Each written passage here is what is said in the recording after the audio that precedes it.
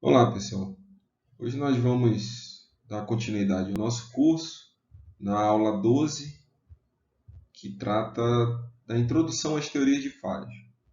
Basicamente é uma rápida passagem aí sobre as teorias de falhas. Especificamente nessa aula de hoje a gente vai tratar dos critérios, para materiais dúcteis. Eu sou o professor Gustavo Neto e esse é o curso de Mecânica dos Sólidos 2.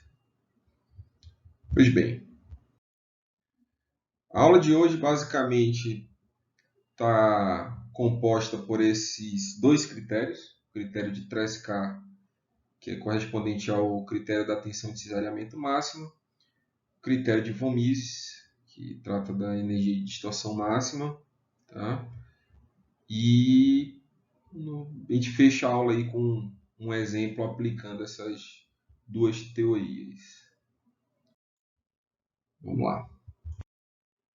Bom, no projeto estrutural, é de suma importância a gente ter ciência do limite superior para o estado de tensão que define a falha do material. Várias teorias, de falha foram propostas, onde a gente pode destacar algumas criadas por esses 5 pesquisadores. Né? Tem aqui na primeira foto, da esquerda para a direita, Henri Tresca, Richard von Mises, William Rankine, Charles de Coulomb e o nosso velho conhecido Christian Otto.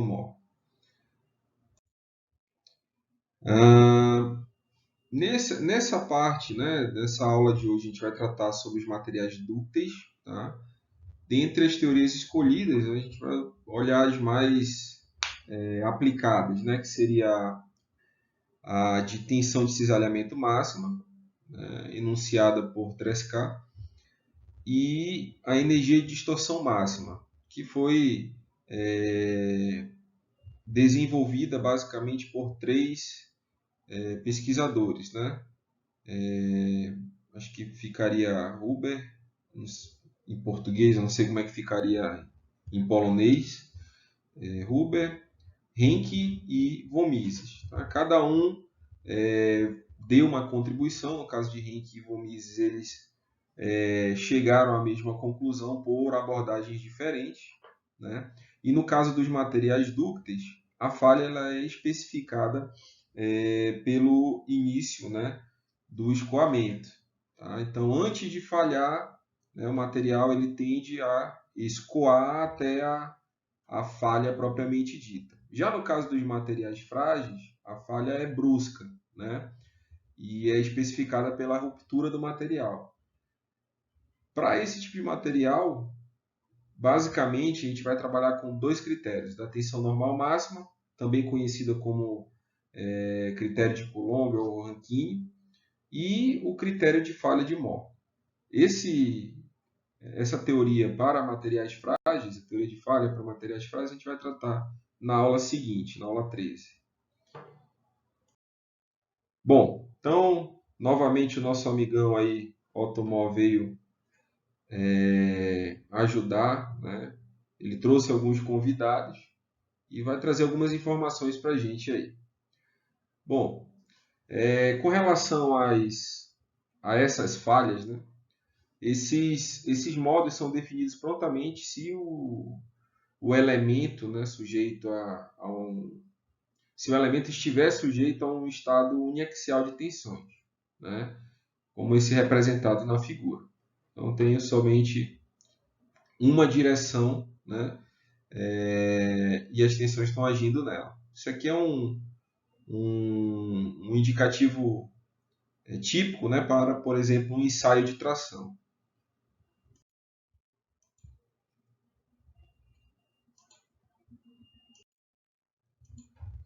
Se o material for dúctil, o elemento vai estar seguro se esse σx, em questão for menor do que o σe, que representa, no caso, a tensão de escoamento. Se o material for frágil, o elemento vai estar seguro se ele for menor do que o σl, nesse caso representando o limite de resistência. Então, olhando para um caso aí plano, né, estado plano de tensão, não só para o estado plano, mas como para o estado geral, né, tridimensional, fica um pouco mais complicado definir esse critério para falha. No caso, o que se faz é combinar várias teorias dependendo da situação, tá?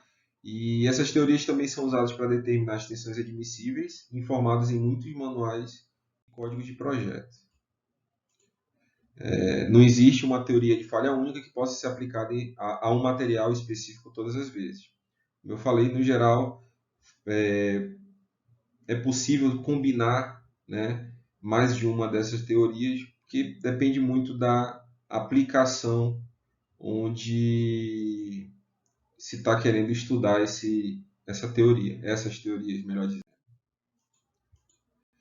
O material pode se comportar como dúctil ou como frágil, dependendo da aplicação, né? Tem questão de temperatura, taxa de carregamento, até mesmo ambiente químico ou o processo em que ele foi fabricado.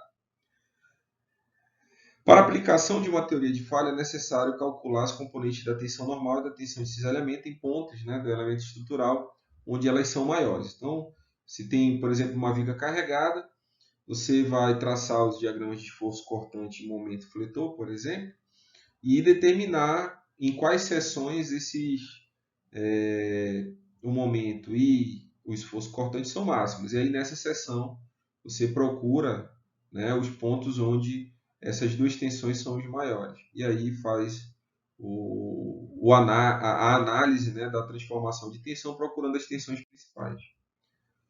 Para esse cálculo, pode ser utilizado os fundamentos da mecânica dos sólidos ou usar fatores de concentração de tensão onde aplicado. No caso de situações com geometria mais complexa, carregamentos mais complexos, determinar as tensões máximas pela teoria da elasticidade ou por uma técnica experimental adequada pode ser uma boa solução. Em todo caso, as tensões principais nesses pontos devem ser determinadas. As teorias de falha são baseadas no conhecimento dessas tensões. Então vamos começar a tratar, né, dos materiais dúcteis, que é o objetivo da aula de hoje, e tratar sobre os critérios anteriormente indicados. Então o Mo vai ser o nosso apresentador, vai chamar alguns convidados. Na verdade, ele vai trazer os criadores das duas teorias.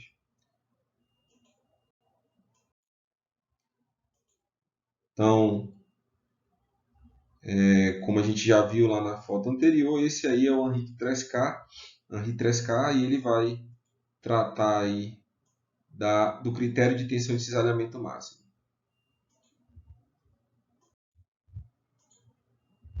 Os elementos estruturais e componentes de máquinas feitos com material dúctil geralmente são projetados de modo que o material não escoe sob as condições esperadas de carregamento. O critério de 3K baseia-se na observação de que o escoamento em materiais dúcteis é provocado pelo deslizamento do material ao longo de superfícies oblíquas, muito em razão principalmente das tensões de cisalhamento. Se submetermos o corpo de prova com o formato de uma tira fina com alto polimento a um ensaio de tração simples, pode-se ver como essa tensão provoca o escoamento do material.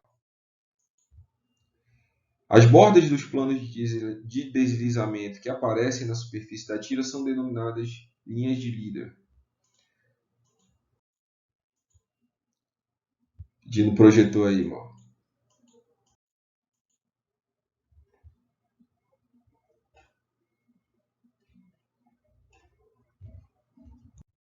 Demorou, hein?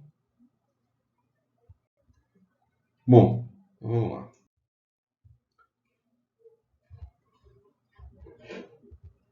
Então,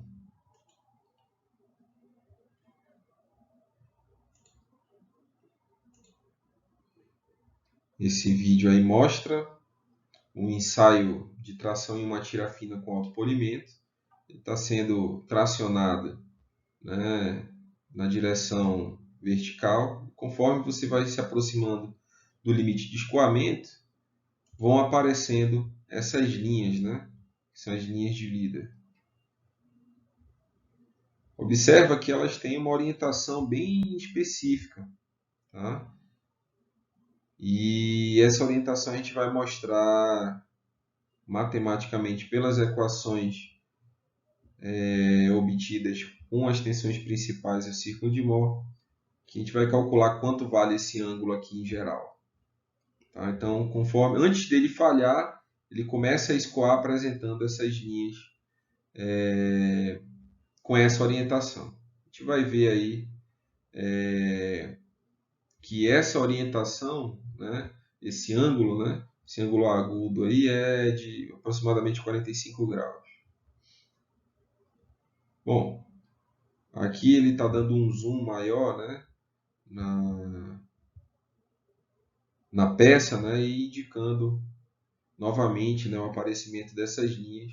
Adiantando aí, essas linhas formam 45 graus. Tá?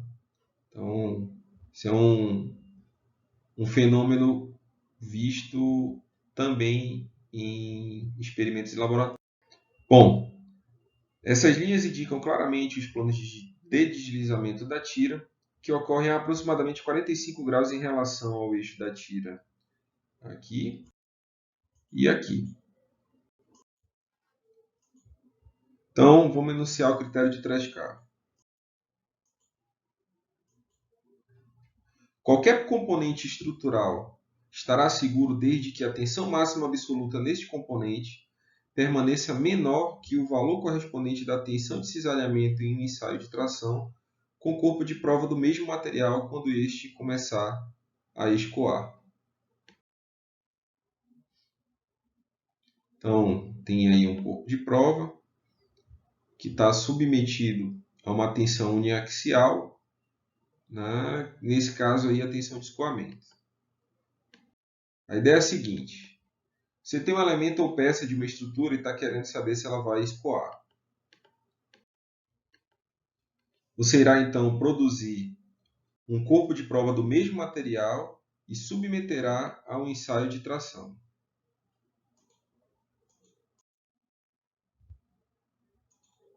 Ou então consultar os resultados de alguém que já o fez, né? Manual ou alguma norma do tipo. Considere que você vai fazer o ensaio. Então você começa a tracionar o corpo de prova de maneira uniaxial, né? Somente tensão normal, até que chegue na tensão de escoamento. Para este caso, né, de um estado plano uniaxial, qual vai ser o valor da tensão de cisalhamento máximo? Então, aplica, né, os conceitos das aulas anteriores, né? Encontra as tensões principais, né? Nesse caso, a tensão principal, como esse caso aí não tem tensão de cisalhamento, é uma condição necessária suficiente, então essa aí já é uma direção principal, né? E aí você tem como calcular a tensão de cisalhamento máxima que vai ocorrer em um plano, né, que está a 45 graus das direções principais. Tirando onda aí o 3K.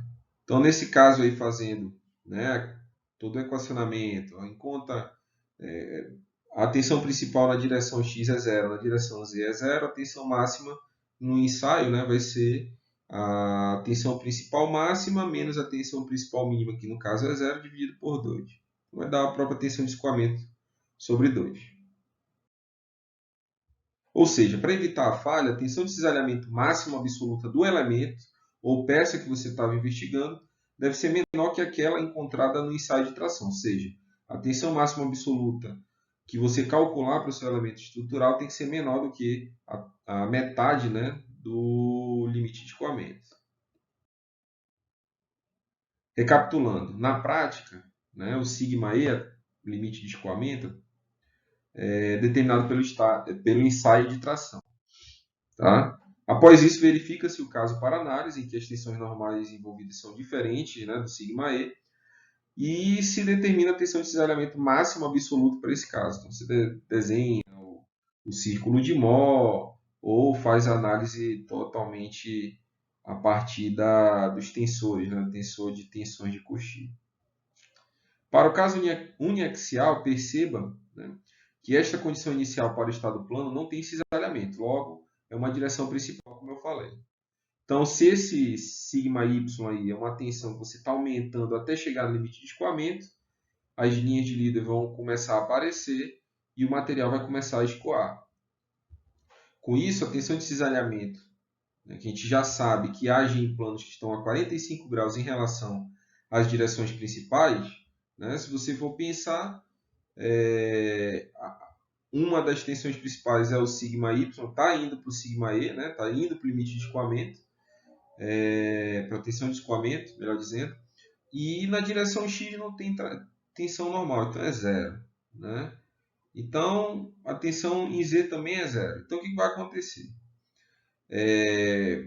Pelo que a gente viu nas últimas aulas, a tensão de cisalhamento vai agir em planos que estão a 45 graus em relação às direções principais.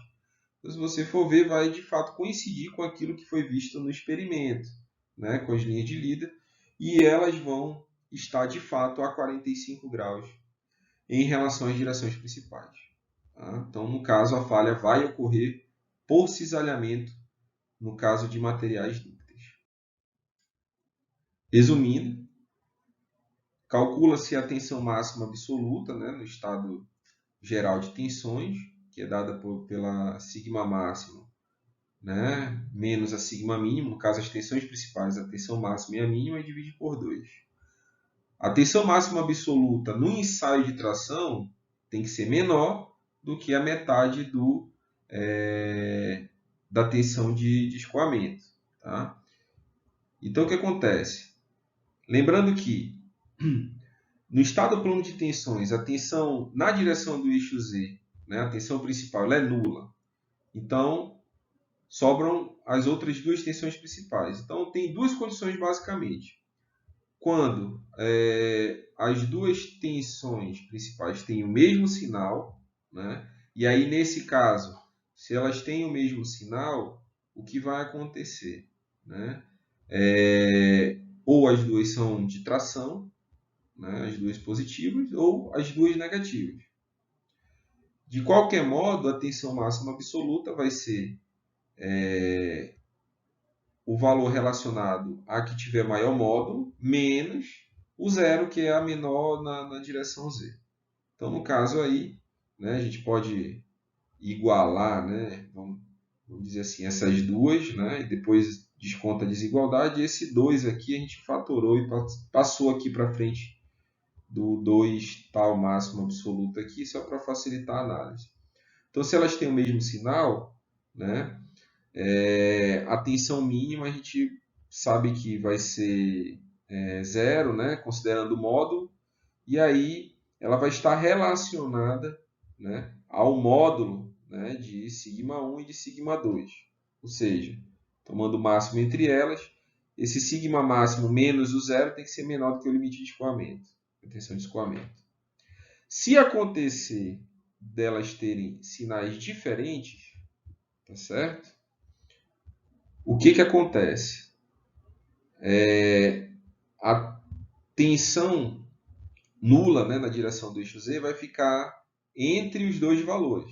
Então, no caso, ela não vai ser a tensão mínima. Né? Isso eu estou falando, mas isso já foi verificado, né, nas aulas anteriores, tanto pelo tensor de tensões quanto pelo círculo de Mohr para o estado geral. Tá? Então, nesse caso, a tensão máxima absoluta vai ser a diferença entre essas duas tensões principais no plano. Então, o módulo dela tem que ser menor que a tensão de escoamento. Tá? Então, tem basicamente dois casos para o estado plano. Quando as outras duas tensões principais têm o mesmo sinal ou quando as duas têm sinais distintos. Nesse caso aqui, né, se você for pensar em um plano cujo eixo das abscissas é a maior tensão principal, né, a sigma1, e o eixo das ordenadas, o eixo y, é a sigma2, né, aqui seriam os quadrantes correspondentes ao 1 e o 3. E aqui seria o segundo quadrante e o quarto quadrante. Então, no primeiro e no terceiro quadrante, você toma o máximo entre as duas tensões principais, né, sigma1 e sigma2, e nos quadrantes ímpares, né? O máximo entre as duas, tomando em módulo, e nos quadrantes pares, né, o módulo da diferença entre eles. Isso vai sugerir o quê? Né? Vai sugerir o seguinte, que aqui nos quadrantes ímpares, né, vai gerar uma região, né, como essa aqui, um quadrado, né, onde você tem aqui vários pontos, você sempre toma o máximo. Então, para o caso limite, né, para tensão de escoamento, ele vai gerar esse quadrado aqui, né, tá? Cujo tamanho dos lados é o σe, tá? A tensão de escoamento, tanto no primeiro quadrante quanto no terceiro quadrante, onde os sinais são iguais das tensões principais. No caso dos quadrantes pares, onde você tem que tomar a diferença, tá? Você pode escrever aqui, né? Esse σe, na realidade, vai dar justamente essa norma, né, da diferença, que vai ser, em termos de área, né, a metade, né, desse quadrado. Então, essa região aqui triangular. Tá? Então, ou seja, essa região de 3K é justamente essa região interna, tá, formada por esse hexágono. Alguns autores chamam essa região, né, de hexágono de 3K. Então, o 3K está indicando aí, né? As tensões principais têm o mesmo sinal aqui e aqui. E sinais diferentes, né? Distintos, né? E nesse caso, a gente viu aqui que o que vale, né, para a tensão máxima absoluta é a diferença entre eles, não a diferença no caso de quadrantes ímpares, onde a tensão principal mínima é a tensão nula, né, na direção do eixo Z. Nesse caso aqui não é, então é a diferença entre as duas tensões principais no plano, né? Então a região correspondente para esse caso, né, diferente do anterior, vai ser o do quarto quadrante que ele está indicando e o do segundo quadrante. Tá? Então, para o elemento estrutural em estudo, você determina as tensões principais e forma um ponto, né, com essas tensões principais, de maneira que a abscissa é a maior tensão principal, σ1, e a ordenada é a segunda maior, a σ2. Tá? É a segunda maior do plano. Né? E aí você marca. Se esse ponto cair dentro da região, segundo o 3K, ele não vai escoar. Se ele cair na borda ou fora, já sabe. Então, vai acontecer aqui o escoamento e fatalmente a falha, né? A falha dúctil. Tudo bem? Que vai falhar a 45 graus. Então, relembrando aí o critério de escoamento de 3K, revisitando, né? Então, qualquer componente estrutural vai estar seguro, desde que a tensão máxima absoluta neste componente, né, uma tensão máxima absoluta de cisalhamento, neste componente permaneça menor do que o valor correspondente a essa tensão de cisalhamento em um ensaio de tração com corpo de prova do mesmo material quando ele começar a escoar. Então, é isso. O critério de escoamento de 3K, você olha para a tensão máxima absoluta e olha para o limite de escoamento, para a tensão de escoamento. Tá? E desenha o hexágono de 3K e vê se, para o caso plano, né, se ele vai estar dentro do hexágono. Se ele cair esse ponto na borda ou fora, o material vai falhar.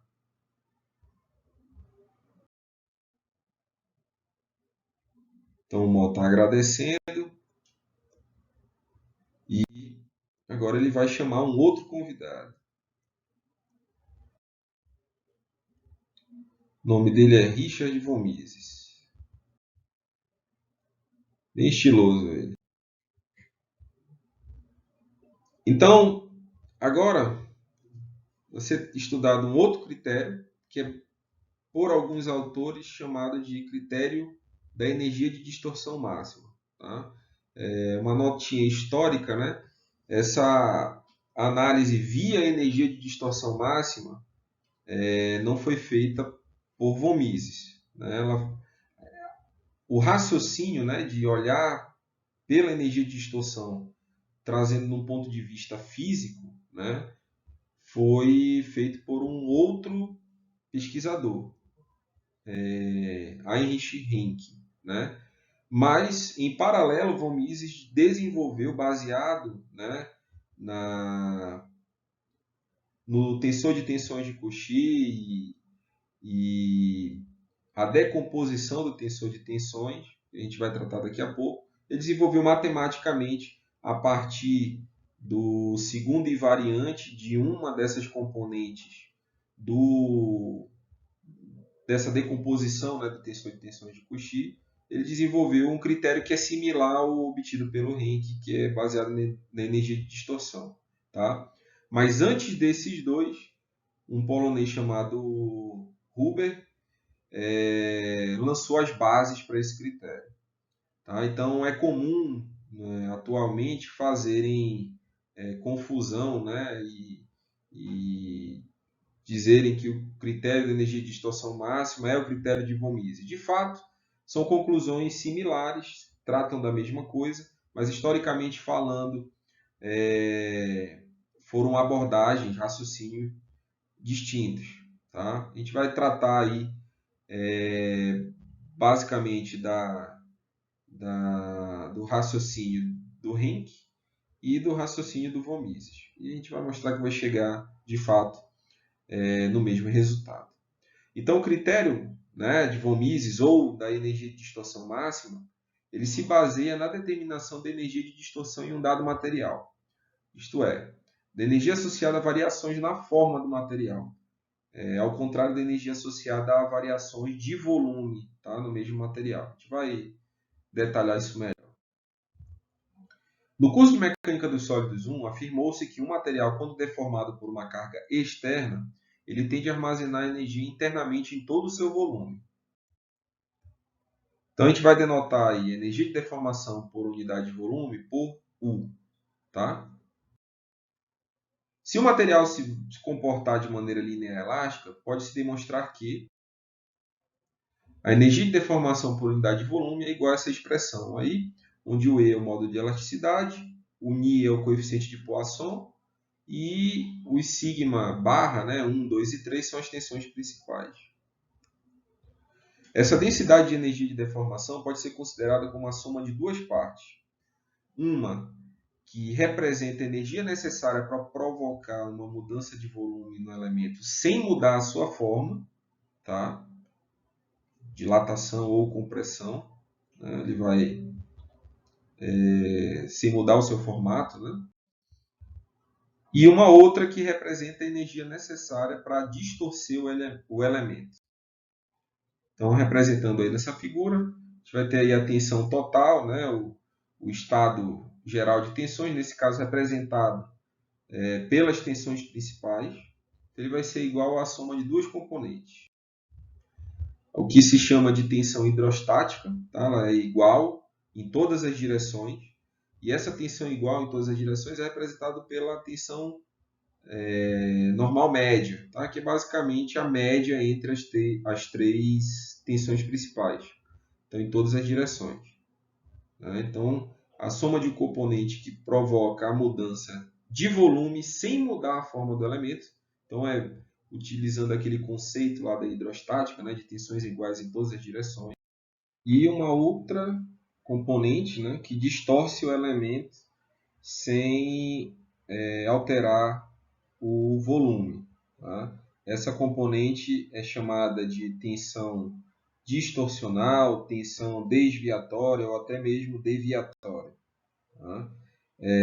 Para calcular essa componente, né, você vai descontar o estado inicial, né, de tensões do valor, né, desse sigma médio que é obtido por essa média, né, entre os três, no caso aqui as três tensões principais.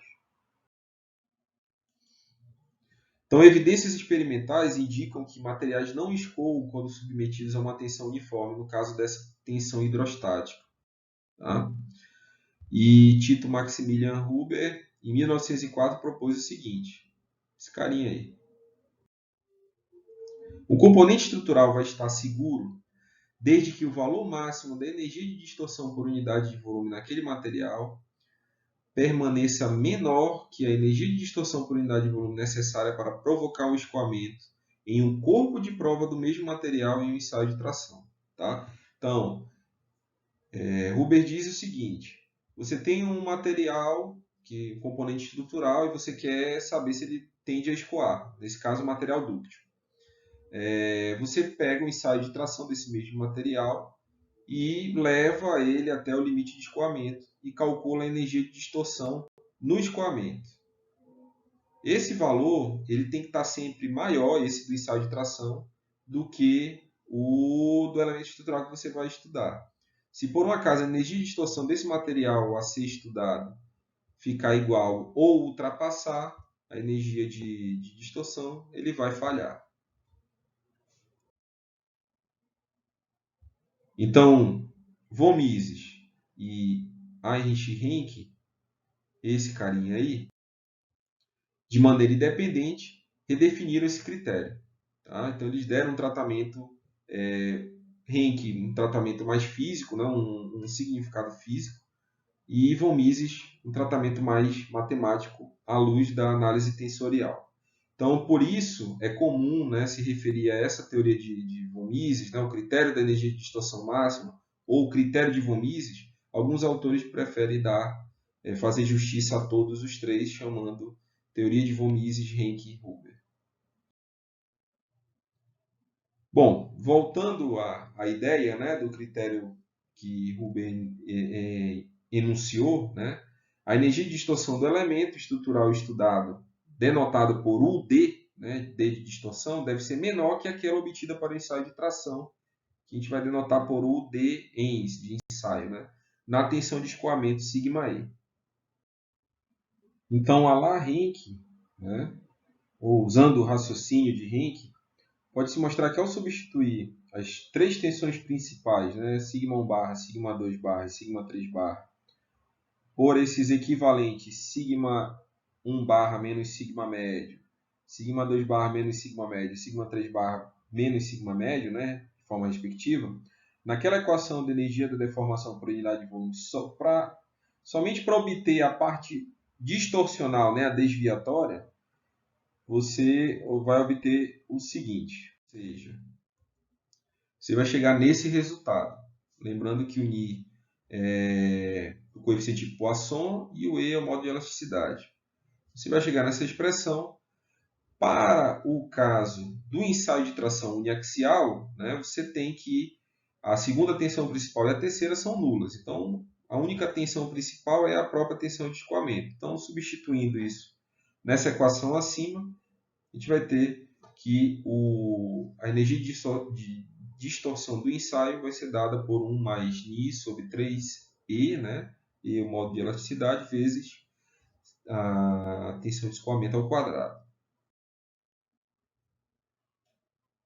Ou seja, repetindo elas aqui, só para colocar uma do lado da outra para sobrar um pouquinho mais de espaço, o escoamento ele vai ocorrer se o UD, né, a energia de distorção para o caso estudado, for igual à energia de distorção para o ensaio de tração. Ou seja, igualando, né, essas duas expressões, né, você vê que vai cancelar aqui 3 com 3, com 3 com 6, né? Esse 1 mais Ni aqui vai se cancelar. E aí você obtém uma expressão isolando o sigma E, tá? Que é essa que está indicada bem aqui. Adiantando um pouquinho as coisas, esse sigma E às vezes, tá? Essa expressão que tem aqui no segundo membro, tá? Ela é indicada às vezes como tensão de von Mises, tá? É comum, tá? Indicar.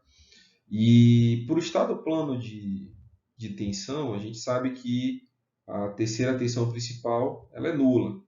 E isso aqui vai, aplicando, né, esse valor de σ3 igual a zero, vai gerar uma superfície aqui, na verdade um lugar geométrico, né, dado por uma elipse. A gente vai ver essa expressão olhando para o raciocínio de von Mises e vai chegar nessa mesma expressão aqui.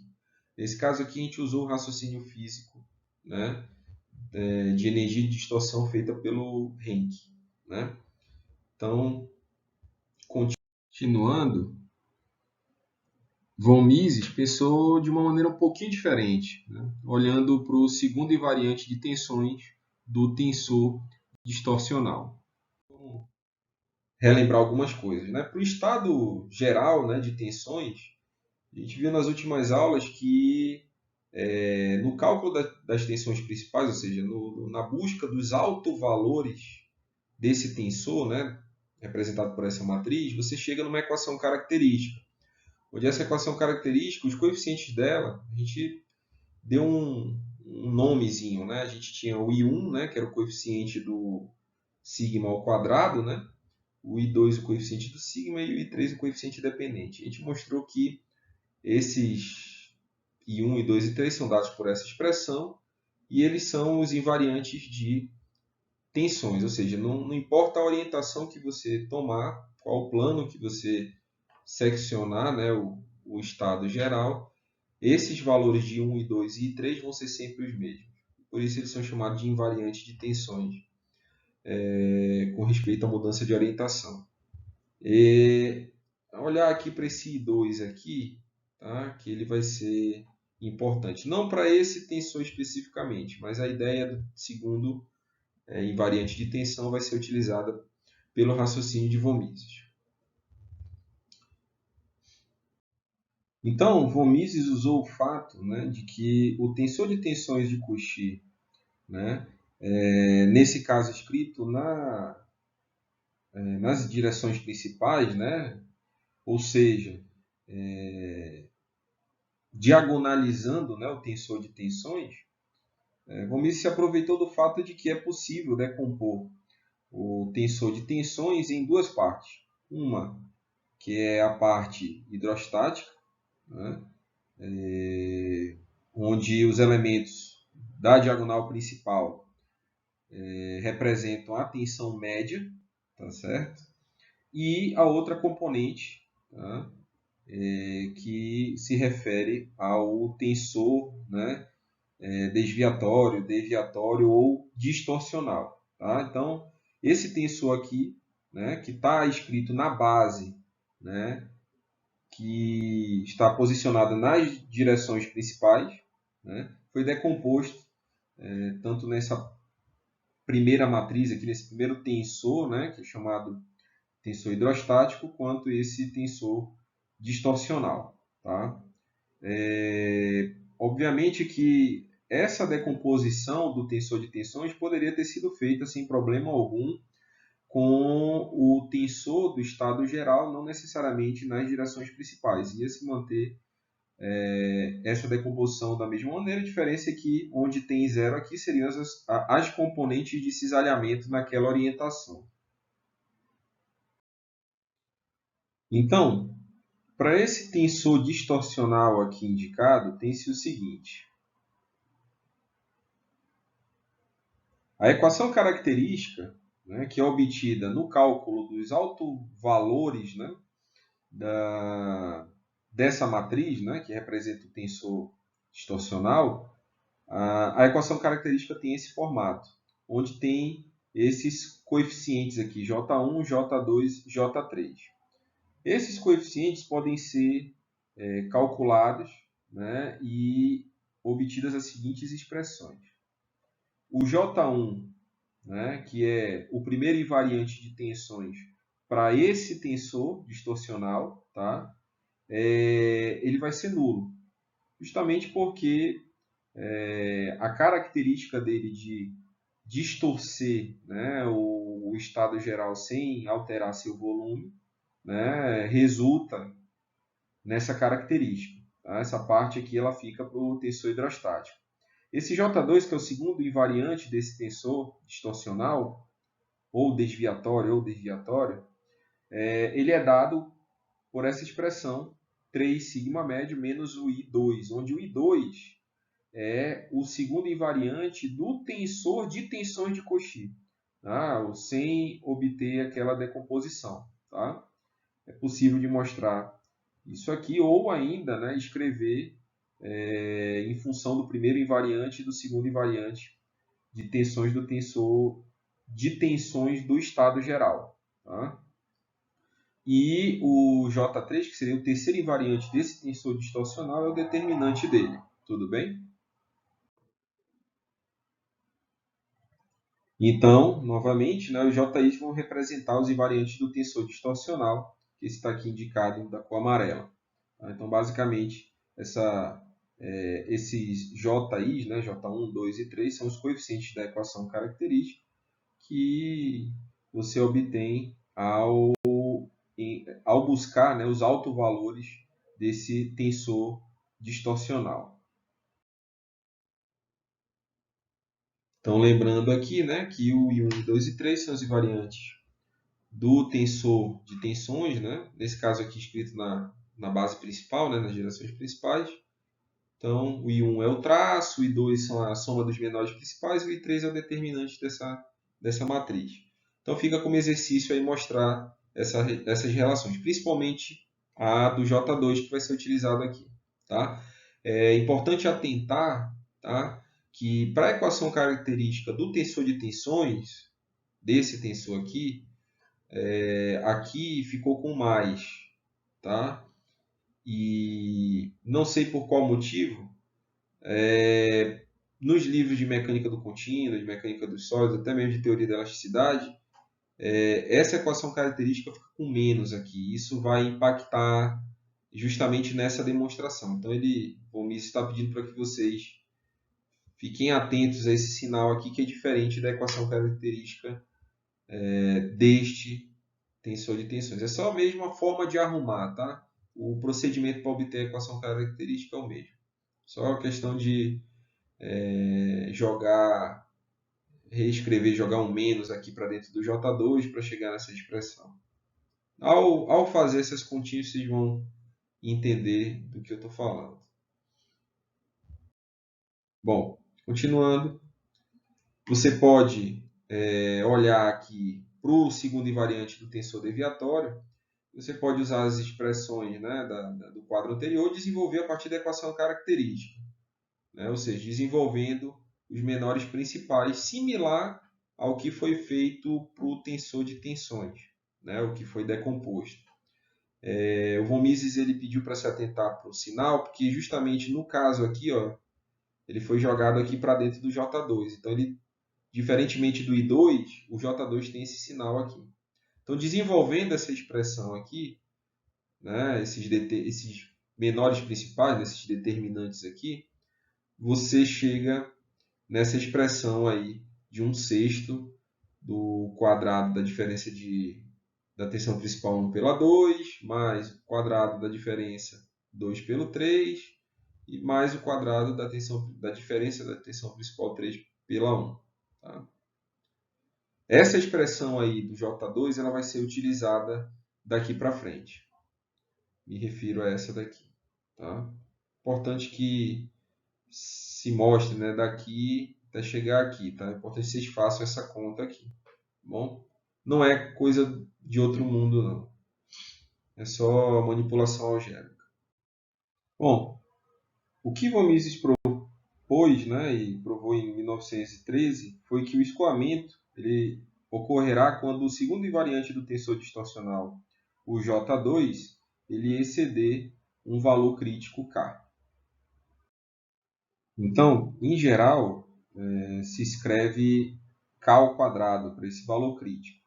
Né? Ou seja, a lá von Mises, né? Agora a gente está usando o raciocínio de von Mises, o escoamento vai iniciar quando o segundo invariante do tensor distorcional atingir esse valor crítico K, tá? de forma similar ao que Henke obteve usando a ideia de energia de distorção. Determinar o valor crítico desse K aí. Bom, para calcular essa constante K e relacionar o escoamento no teste de tração, né, considere o escoamento no caso da tensão uniaxial, ou seja, a primeira tensão principal vai ser σe, que é a tensão de escoamento, σ2 e σ3 principal vão ser zero. Então, substituindo esses valores, aí você chega para esse valor de K, né, substituindo aí direitinho, né, vai dar que o K ao quadrado é σe ao quadrado sobre 3, e aí você tira o valor de K. Esse aí é o K crítico, ou seja, você olha para o ensaio de tração, né, ou de torção pura, né, de maneira que você encontre o limite de escoamento, né, a tensão de escoamento. E aí você mostra que esse valor crítico K é a tensão de escoamento dividido por raiz de 3.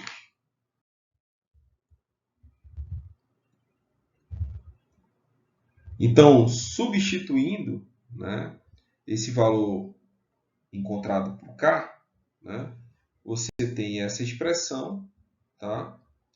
E isolando o σe, né, você vai chegar naquela mesma expressão que a gente obteve usando o raciocínio da energia de distorção. Tá? É o mesmo. Tá? E como eu falei lá, esse σe aqui, né, a gente encontrou especificando para um ensaio de tração. Tá? A gente especificou, né, para encontrar um valor K, né, para a gente poder utilizar o critério, né, para a gente ter um norte. Né? Mas, no geral, esse σv aqui, dado por essa expressão segundo membro, tá? Alguns autores chamam de tensão de von Mises. Tá? É comum. Tá? Ou tensão equivalente de von Mises.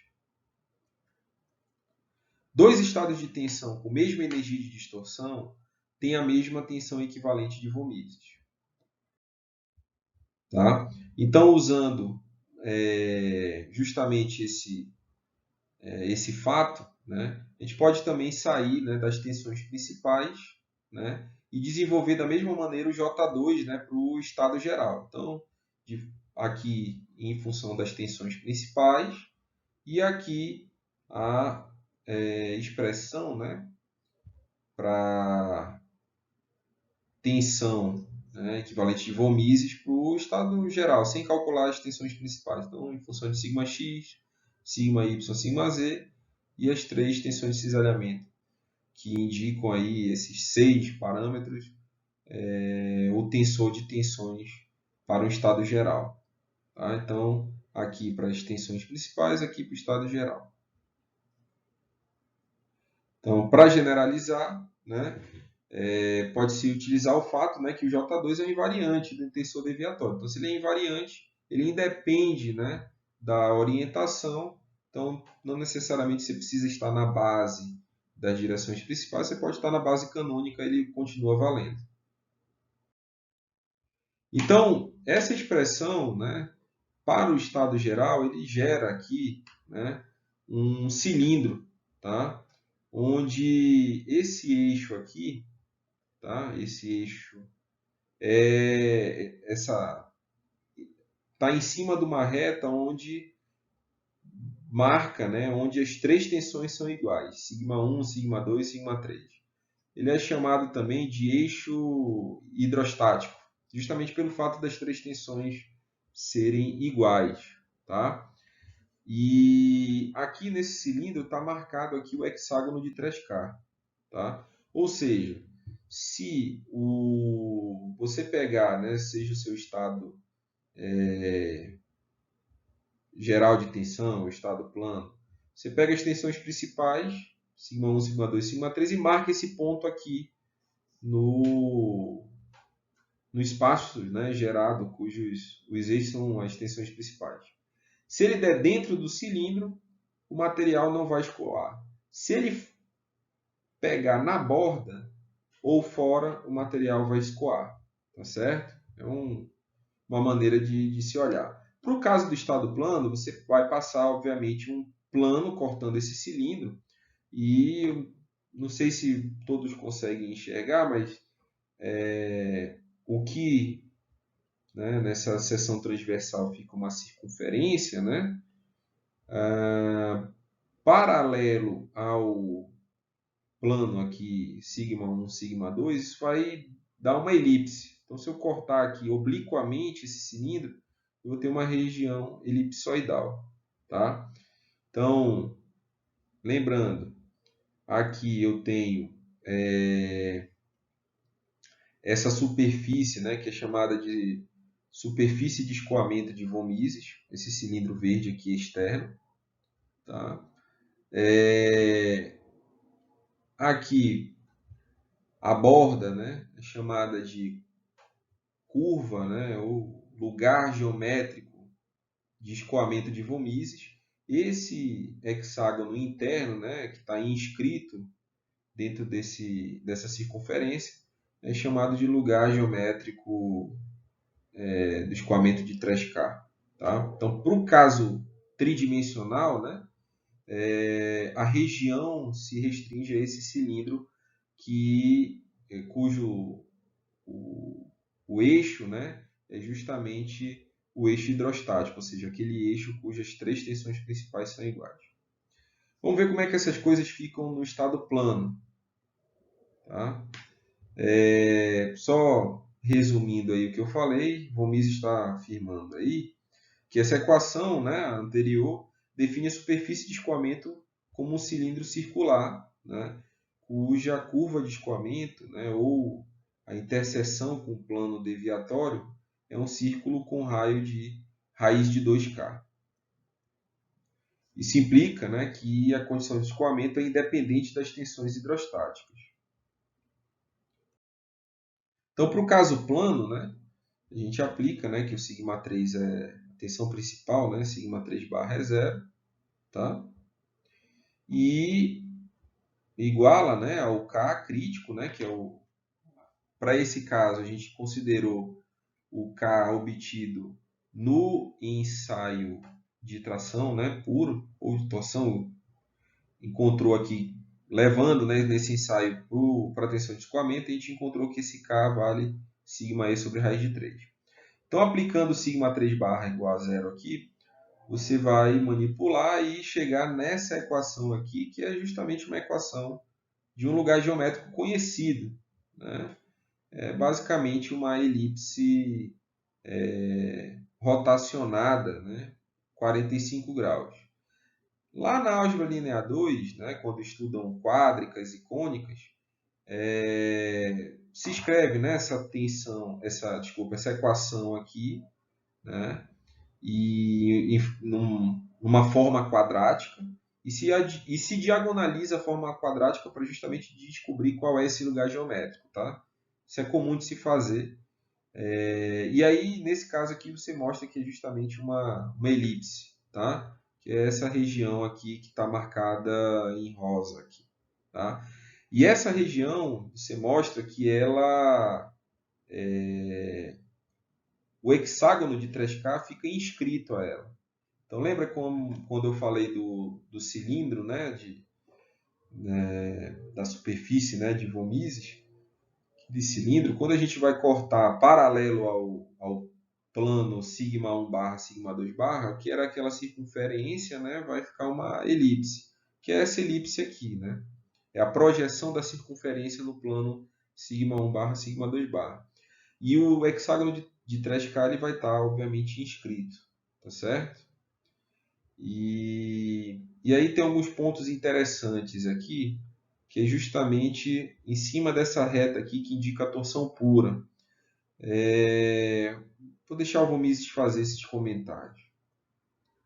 Então, para o estado plano, σ3 é zero, isso gera uma região elíptica, né, que a região de 3K está inscrita.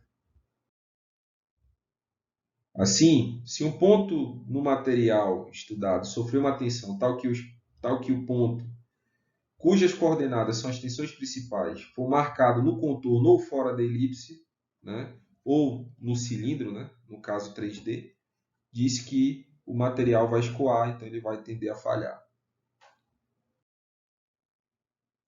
A tensão de cisalhamento para escoamento do material, como a dada pelo critério de von Mises, é em torno de 15% mais precisa que a dada pelo critério de Tresca.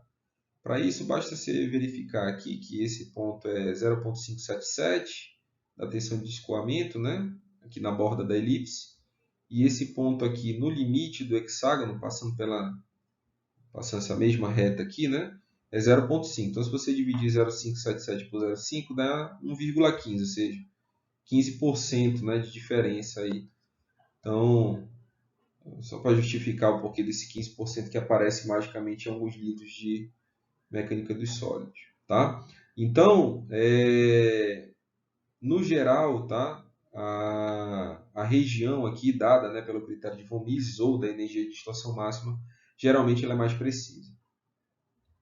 E isso também é verificado, tá, a partir de ensaios de laboratório. Faz-se um ensaio de tração, chega no limite de escoamento, né, do material dúctil e marca os pontos, né? E aí vão verificando se esses pontos no escoamento vão dar em cima dessa borda, tá? É comum fazer isso daí, e tem alguns livros de mecânica dos sólidos, teoria da elasticidade, que tem inclusive esses gráficos indicando aí que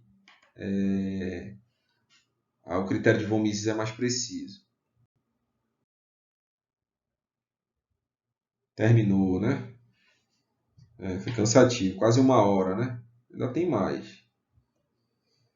Bom, mal apareceu. Valeu, von Mises. Valeu, 3K também, que ajudou muita gente aí no entendimento. Né? Essa balançadinha indicativa de que ele está falando, né? Então, ele vai indicar aí um exercício, né, para fixar justamente essas duas teorias. Então, vamos lá. Então, esse exemplo aí, né, do Beer da quinta edição, o problema é resolvido 7.4. Então, tem um estado plano, tá, de tensão mostrado nessa figura.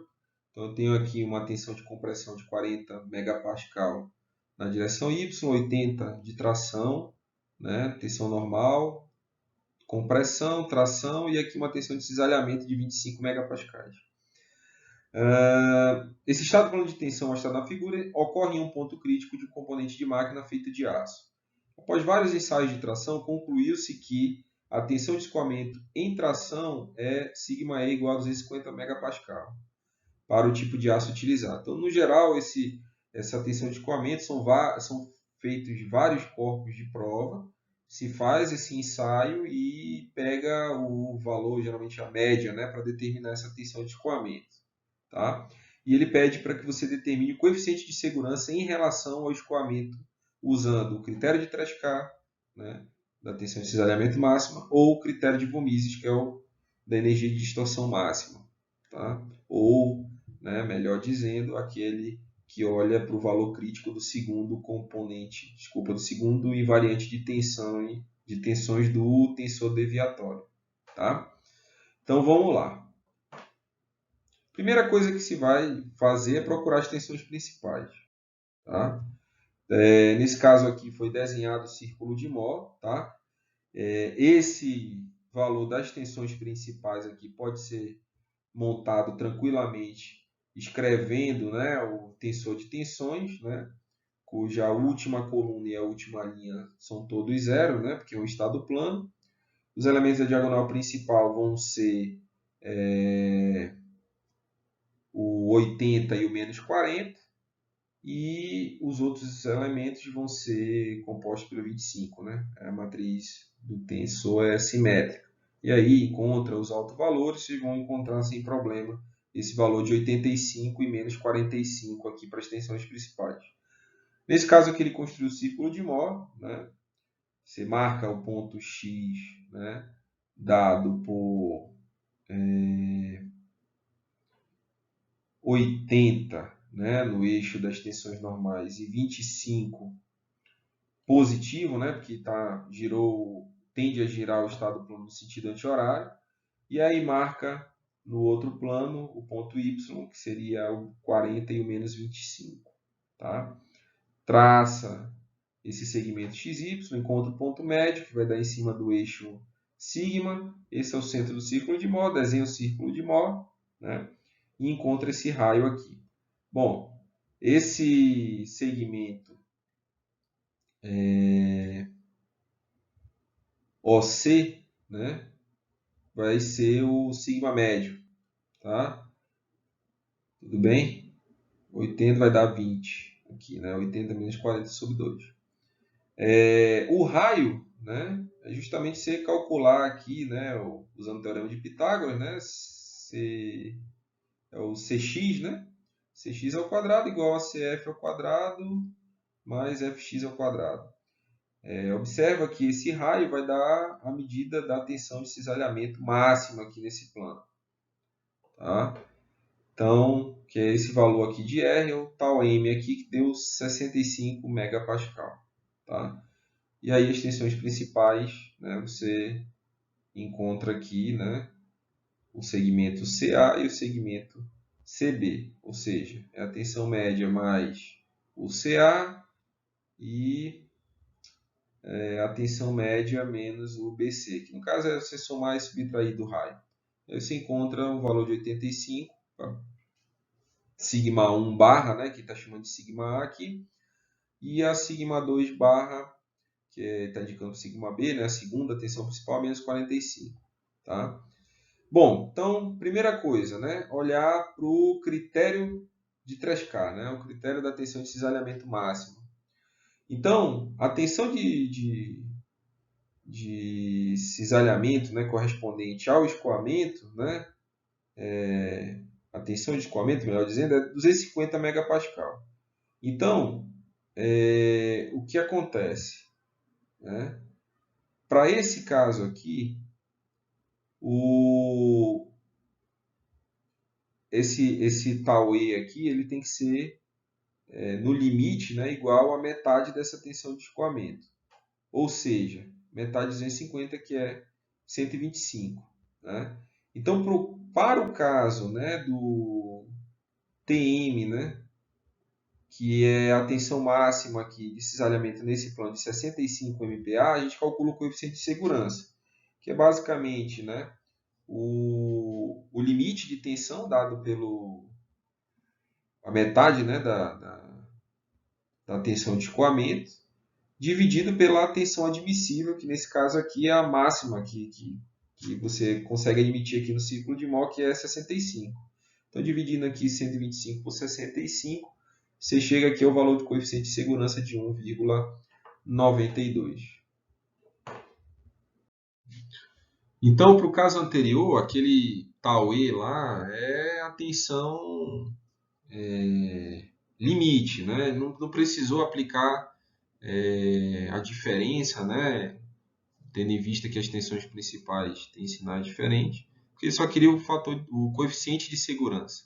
Então, basta pegar o limite, né? O limite, nesse caso, pelo critério, né, da tensão de cisalhamento máxima, é justamente a metade, né, da tensão de escoamento, pega a tensão limite e divide pela tensão admissível, que no caso aí era a tensão de cisalhamento máxima no plano, né, o tal M. Tá? E aí chegou no 1,92. Para o caso B, né, que é o critério de von Mises, né, ele vai introduzir, né, um coeficiente de segurança na equação anterior, né? No caso, a equação lá da elipse, tá certo? Aquela elipse ele só fez dividir aqui por um coeficiente de segurança para descobrir quanto ele é.